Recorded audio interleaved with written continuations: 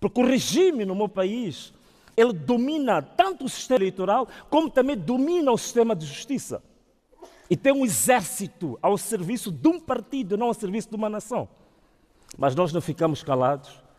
Então estávamos a preparar o documento de contestação para a alta instância de justiça no nosso país, que se chama Conselho Constitucional. E enquanto preparávamos o apelo, preparávamos o recurso, algo muito trágico aconteceu.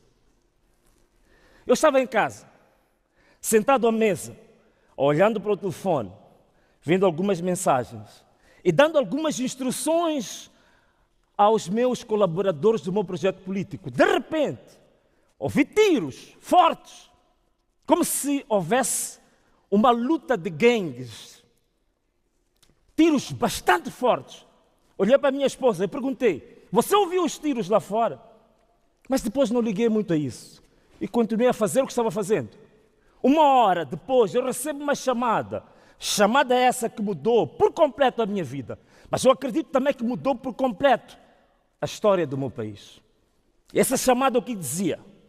Dizia que o meu advogado pessoal, que era também o meu mandatário nacional, juntamente com o porta-voz do partido que sustentava a minha candidatura, tinham sido emboscados no carro, com 25 balas caíram sobre eles.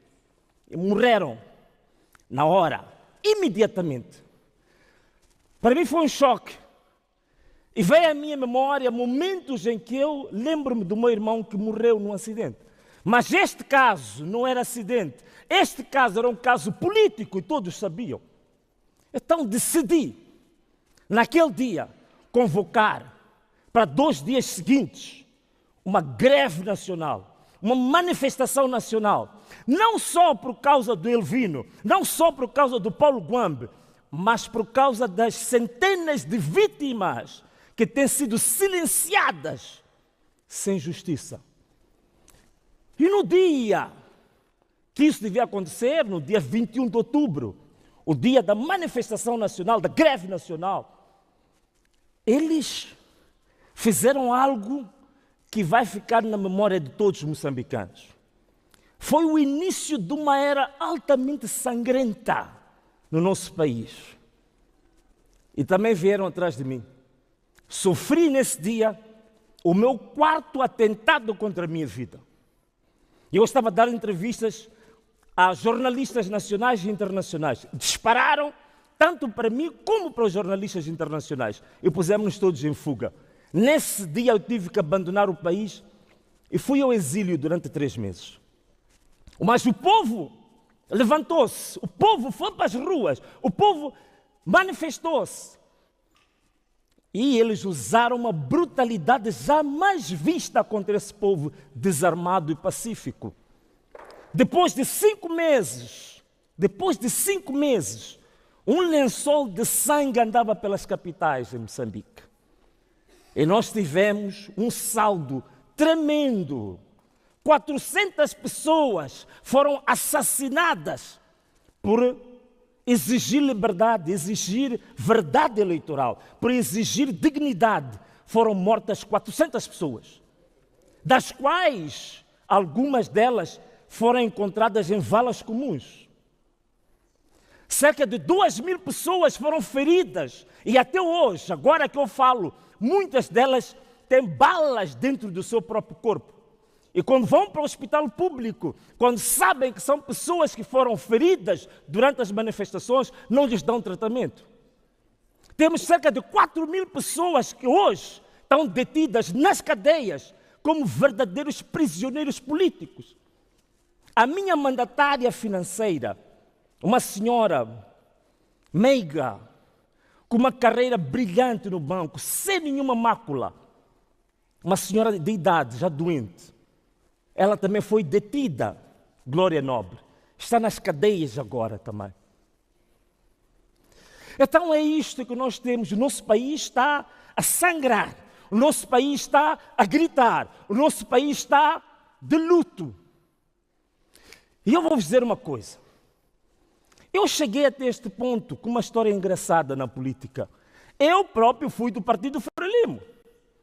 O meu pai foi um membro sênior do Partido Frelimo. Foi CEO da maior seguradora do país.